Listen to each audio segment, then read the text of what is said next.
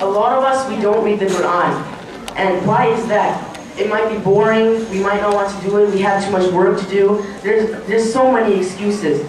But we don't realize the Quran isn't a boring book.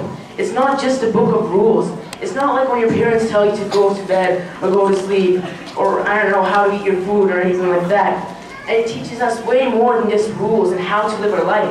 It teaches us about space, it teaches us about how plants grow, it teaches us about the hereafter, what will happen to us in the grave, what will happen to us on the Day of Judgment, what will happen to us in hellfire and Jannah. And it tells us about the Akhirah in great detail. It tells us how the punishments for the bad people in the grave, and how for the good people in the grave will be huge and glamorous and wonderful for them. And the Quran also has a lot of scientific proofs. Have any of you ever heard of the Big Bang?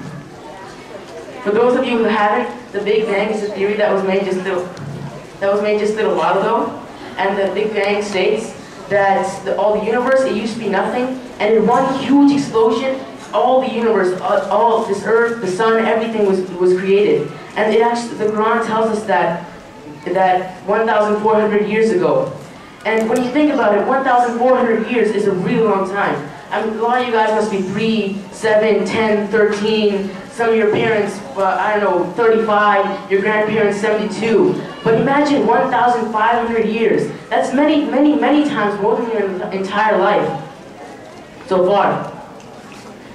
And the Quran is pretty amazing because these are the words of Allah subhanahu wa ta'ala. He literally wrote this book for us and sent it down to us so we would be guided. And if we don't read the Quran, we put it away and we read other books instead of it, then there's really no excuse for us when Allah subhanahu wa ta'ala will ask us about the Quran on the Day of Judgment.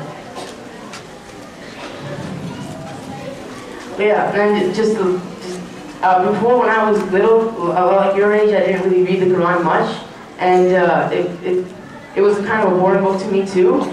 But then I decided to actually understand what I was reading, because when you just read the Arabic, you're just reading, you're just saying a bunch of words, and you don't really know what you're saying.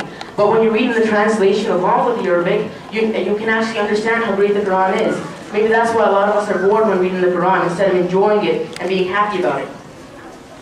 And I actually started waking up during the night to read the Quran like a lot of Sahabas used to do, and yeah, that was pretty cool. And also, just another thing, reading the Quran is one thing, but memorizing the Quran is also very important. Because on the Day of Judgment, a lot of you might have heard this, that a good person would be asked to read the Quran and ascend the heavens, and the person who memorized the entire Quran would go all the way to the highest heaven. And so that should be an inspiration for us also to read the Quran with meaning too. Assalamu alaikum.